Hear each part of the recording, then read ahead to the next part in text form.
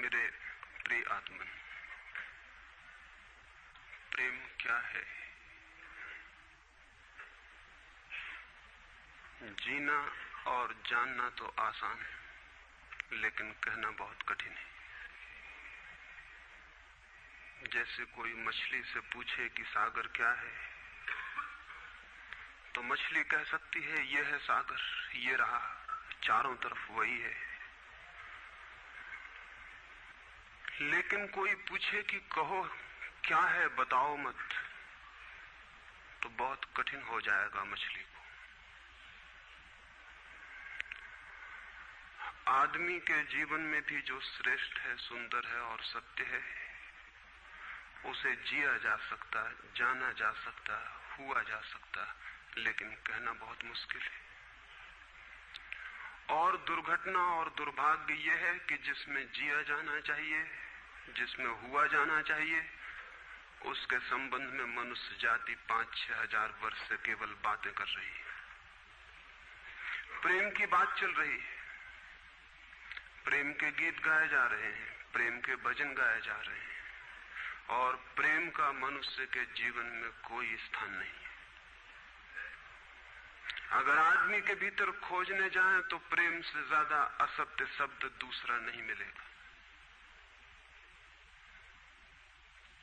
और जिन लोगों ने प्रेम को असत्य सिद्ध कर दिया है और जिन्होंने प्रेम की समस्त धाराओं को अवरुद्ध कर दिया है, और बड़ा दुर्भाग्य यह है कि लोग समझते हैं वे ही प्रेम के जन्मदाता भी हैं। धर्म प्रेम की बातें करता है, लेकिन आज तक जिस प्रकार का धर्म मनुष्य जाति के ऊपर दुर्भाग्य की भांति छाया हुआ है, उस धर्म ने ही मनुष्य के जीवन से प्रेम के सारे द्वार बंद कर दिए। और न इस संबंध में पूरब और पश्चिम में कोई फर्क है, न हिंदुस्तान में और न अमेरिका में कोई फर्क है।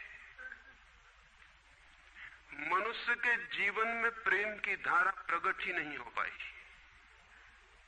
और नहीं हो पाई तो हम दोष देते हैं कि मनुष्य ही बुरा है, इसलिए नहीं प्रकट हो पाई। हम दोष देते हैं कि मन ही जहर है, इसलिए प्रकट नहीं हो पाई।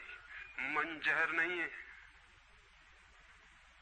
और जो लोग मन को जहर कहते रहे, उन्होंने ही प्रेम को जहरीला कर दिया, प्रेम को प्रकट नहीं होने दिया।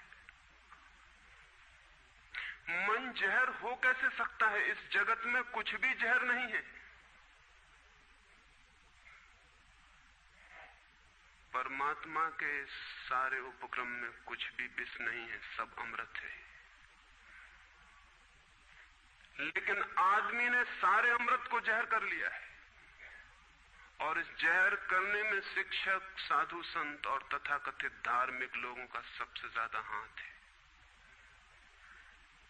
इस बात को थोड़ा समझ लेना जरूरी है, क्योंकि अगर ये बात दिखाई न पड़े तो मनुष्य के जीवन में कभी भी प्रेम भविष्य में भी नहीं हो सकेगा। क्योंकि जिन कारणों से प्रेम नहीं पैदा हो सका है, उन्हीं कारणों को हम प्रेम प्रकट करने के आधार और कारण बना रहे हैं।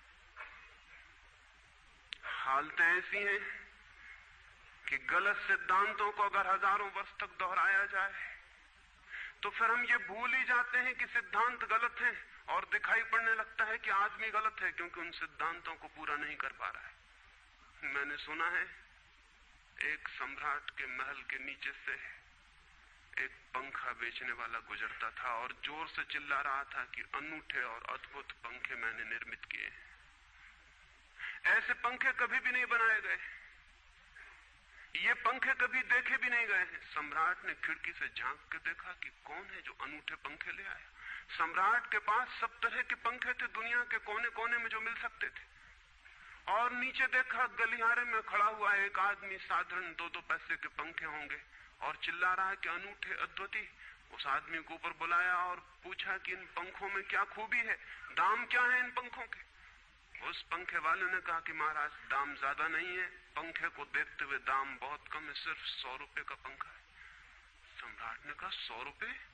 ये 2 पैसे का पंखा जो बाजार में जगह जगह मिलता है, 100 रुपए दाम, क्या है इसकी खूबी? उस आदमी ने कहा खूबी ये पंखा 100 वर्ष चलता है, 100 वर्ष के लिए गारंटी है, 100 वर्ष से कम में खराब नहीं होता है।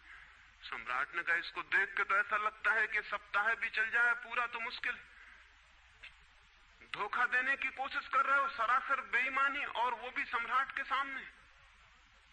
उस आदमी ने कहा आप मुझे भली भांति जानते हैं, इसी गलिहारे में रोज पंखे बेचता हूं, 100 रुपए दाम है इसके, और अगर 100 वर्ष न चले तो जिम्मेदार मैं हूं, रोज तो नीचे मौजूद होता हूं, और फिर आप सम्राट हैं, आपको धोखा देके जाऊंगा कहां। वो पंखा खरीद लिया गया। सम्राट को विश्वास तो न था, लेकिन आश्चर्य भी था कि यह आदमी सरासर झूठ बोल रहा है, किस बल पर बोल रहा है। पंखा 100 रुपए में खरीद लिया गया और उससे कहा कि 7वें दिन तुम उपस्थित हो जाना। 2-4 दिन में ही पंखे की डंडी बाहर निकल गई, 7वें दिन तो वो बिल्कुल मुर्दा हो गया।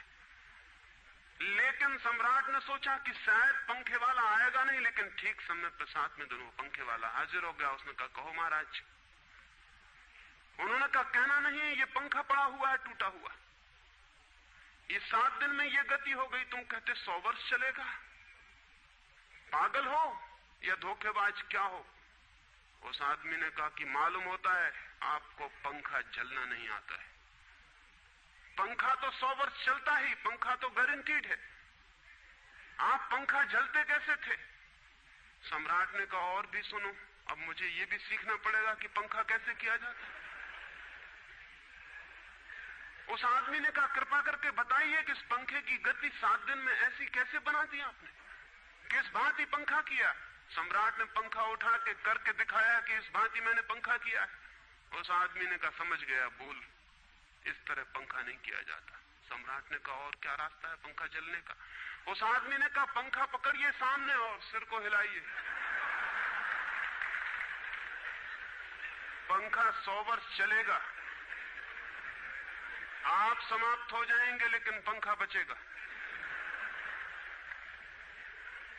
पंखा गलत नहीं है, आपके जलने का ढंग गलत है। यह आदमी पैदा हुआ है 5-6 हजार या 10,000 वर्ष की संस्कृति का, यह आदमी फल है, लेकिन संस्कृति गलत नहीं है, यह आदमी गलत है। आदमी मरता जा रहा है रोज, और संस्कृति की दुहाई चलती चली जाती है कि महान संस्कृति, महान धर्म, महान सब कुछ, और उसका ये फल है। आदमी उसी संस्कृति से गुजरा है और ये परिणाम है उसका। लेकिन नहीं, आदमी गलत है और आदमी को बदलना चाहिए अपने को। और कोई कहने की हिम्मत नहीं उठाता कि कहीं ऐसा तो नहीं है कि 10,000 वर्षों में जो संस्कृति और धर्म आदमी को प्रेम से नहीं भर पाए, वो संस्कृति और धर्म गलत हो।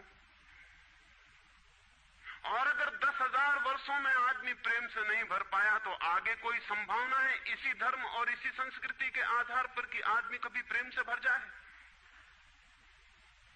10,000 वर्षों में जो नहीं हो पाया, वो आगे भी 10,000 वर्षों में होने वाला नहीं है, क्योंकि आदमी यही है, कल भी यही होगा। आदमी हमेशा से यही है और हमेशा यही होगा। और संस्कृति और धर्म जिनके हम नारे दिए चले जाते हैं, संतों और महात्माओं की जिनकी दुहाइयां दिए चले जाते हैं, सोचने के लिए हम तैयार नहीं कि कहीं हमारा बुनियादी चिंतन की दिशा ही तो गलत नहीं है। मैं कहना चाहता हूं कि वो गलत है, और गलत सबूत है ये आदमी। और क्या सबूत होता है? एक बीज को हम बोएं और फल जहरीले और कड़वे हों, तो क्या सब सिद्ध होता है? सिद्ध होता है कि वो बीज जहरीला और कड़वा रहा होगा। हालांकि बीज में पता लगाना मुश्किल है कि उससे जो फल पैदा होंगे वो कड़वे पैदा होंगे। बीज में कुछ खोजबीन नहीं की जा सकती। बीज को तोड़ो फोड़ो, कोई पता नहीं चल सकता कि इससे जो फल पैदा होंगे वो कड़वे होंगे। बीज को वो 100 वर्ष लग जाएंगे, वृक्ष होगा, बड़ा होगा, आकाश में फैलेगा, तब फल आएंगे और तब पता चलेगा कि वे कड़वे। 10,000 वर्ष में संस्कृति और धर्म के जो बीज बोए गए हैं, ये आदमी उसका फल है और ये कड़वा है और घृणा से भरा हुआ है।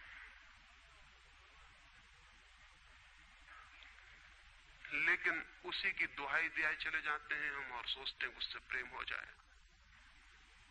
मैं आपसे कहना चाहता हूं उससे प्रेम नहीं हो सकता है, क्योंकि प्रेम के पैदा होने की जो बुनियादी संभावना है, धर्मों ने उसकी ही हत्या कर दी है और उसमें ही जहर घोल दिया है। मनुष्य से भी ज्यादा प्रेम पशुओं और पक्षियों में और पौधों में दिखाई पड़ता है, जिनके पास न कोई संस्कृति है न कोई धर्म है। संस्कृत और सुसंस्कृत और सभ्य मनुष्यों की बजाय असभ्य और जंगल के आदमी में ज्यादा प्रेम दिखाई पड़ता है, जिसके पास न कोई विकसित धर्म है, न कोई सभ्यता है, न कोई संस्कृति है। जितना आदमी सभ्य, सुसंस्कृत और तथाकथित धर्मों के प्रभाव में मंदिरों और चर्चों में प्रार्थना करने लगता, उतना ही प्रेम से शून्य क्यों होता चला जाता? जरूर कुछ कारण है, और दो कारणों पर मैं विचार करना चाहता हूं। अगर वे ख्याल में आ जाएं, तो प्रेम के अवरुद्ध स्रोत टूट सकते हैं और प्रेम की गंगा बह सकती है। वो हर आदमी के भीतर है, उसे कहीं से लाना नहीं है। प्रेम कोई ऐसी बात नहीं है कि कहीं खोजने जाना है उसे, वो है। वो प्राणों की प्यास है हर एक के भीतर, वो प्राणों की सुगंध है प्रत्येक के भीतर, लेकिन चारों तरफ से परकोटा है उसके और वो प्रकट नहीं हो पाती। सब तरफ पत्थर की दीवार है और वो झरने नहीं फूट पाते। तो प्रेम की खोज और प्रेम की साधना कोई पॉजिटिव, कोई विधायक खोज और साधना नहीं है कि हम जाएं और कहीं प्रेम सीख लें। एक मूर्तिकार एक पत्थर को तोड़ रहा था, कोई देखने गया था कि मूर्ति कैसे बनाई जाती है। उसने देखा कि मूर्ति तो बिल्कुल नहीं बनाई जा रही, सिर्फ छेनी और हथौड़े से पत्थर तोड़ा जा रहा है। तो उस आदमी ने पूछा कि आप क्या कर रहे हैं, मूर्ति नहीं बनाएंगे? मैं तो मूर्ति का बनना देखने आया हूं, आप तो सिर्फ पत्थर तोड़ रहे हैं। उस मूर्तिकार ने कहा कि मूर्ति तो पत्थर के भीतर छिपी है, उसे बनाने की जरूरत नहीं है, सिर्फ उसके ऊपर जो व्यर्थ पत्थर जुड़ा है उसे अलग कर देने की जरूरत है और मूर्ति प्रकट हो जाएगी। मूर्ति बनाई नहीं जाती, मूर्ति सिर्फ आविष्कृत होती है, डिस्कवर होती है, अनावृत होती है, उघाड़ी जाती है। मनुष्य के भीतर प्रेम छिपा है, सिर्फ उघाड़ने की बात है, उसे पैदा करने का सवाल है।